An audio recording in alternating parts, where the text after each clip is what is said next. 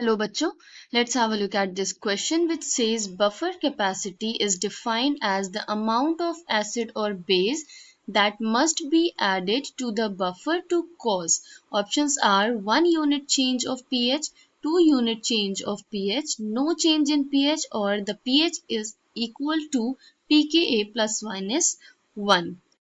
यहाँ पे हमें फिगर आउट करना है कि बफर कैपेसिटी पीएच में किस टाइप सा चेंज करती है. The key concept here is buffer capacity. Buffer capacity को हम बीटा से डिनोट करते हैं. इससे हमें इफेक्टिवनेस पता चलती है किसी बफर सॉल्यूशन की.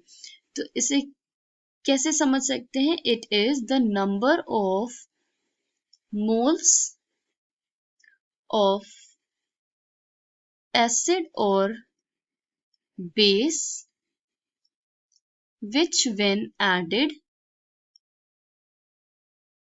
to the solution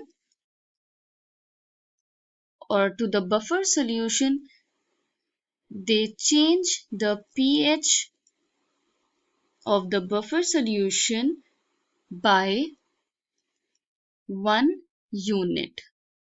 Okay, so buffer capacity is defined as the number of moles of acids or base which when added change the pH by 1 unit.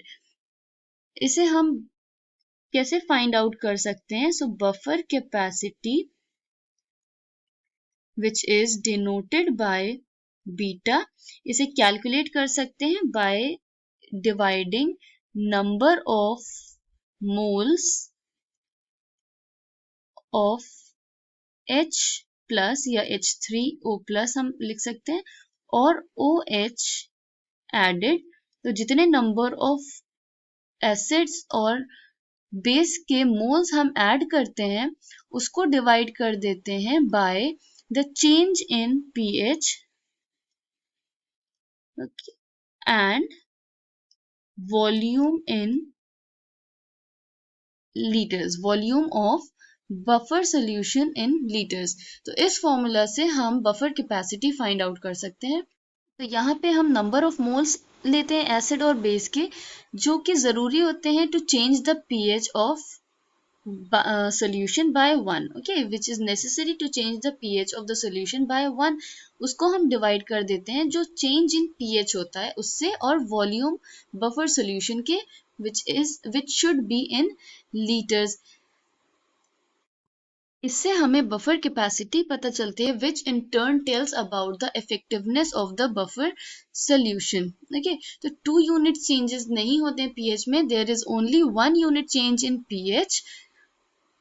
जब pH में कोई चेंज नहीं होता है विच इज ऑप्शन सी, तो उसे हम buffer action कहते हैं which is the tendency to resist the change in the pH of the solution on addition of small amount of acid or base.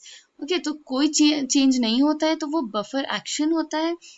pH is equal to pKa plus minus 1.